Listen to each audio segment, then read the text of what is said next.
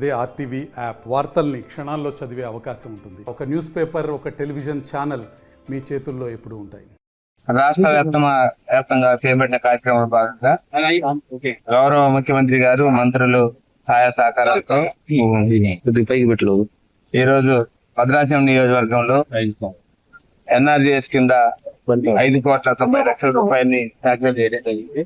వాటన్నిటికీ శంకుస్థాపన ఈ రోజునే చేయడం జరిగింది. అదేవిధంగా తుమ్మగూడెం మండలంలో టీఆర్ నుంచి వచ్చిన రైతులు కూడా అక్కడ సుమారుగా ఈ నియోజకవర్గంలో టీఆర్ నుంచి వచ్చిన 15,000 కోట్లు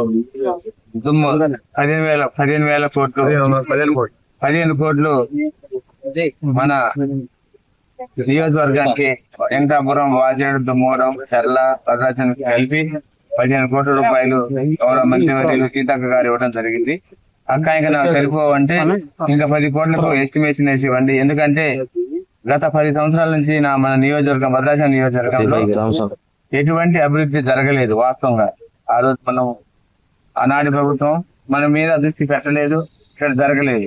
ఈ రోజు నిజంగా టెంపుల్ డెవలప్మెంట్ కానీ అదే విధంగా ఈ కరకట్ట మిగిలిపోయిన కరకట్ట సంబంధించిన కార్యక్రమాలు కావాలి. ఇప్పుడు దాదాపుగా 60% అయింది.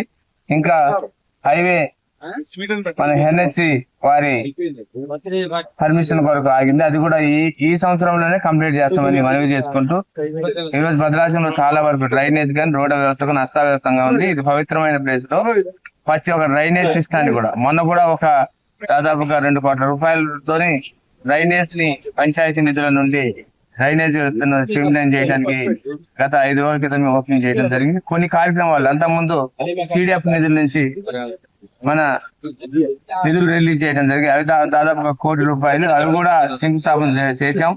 తీసుకే కొద్ది కొరత ఉండడం వల్ల కొన్ని మొదలవ్వలేదు, కొన్ని మొదలైనవి కూడా. ఈ కమసత్రానికి 20 సత్రం ఏరియాలో 4 కోట్ల రూపాయలు కరకట్ట పక్క నుంచి ఇవ్వడం వల్ల, అదే 20 లక్షల రూపాయలు ఇవ్వడం వల్ల అది కూడా మొదలైంది.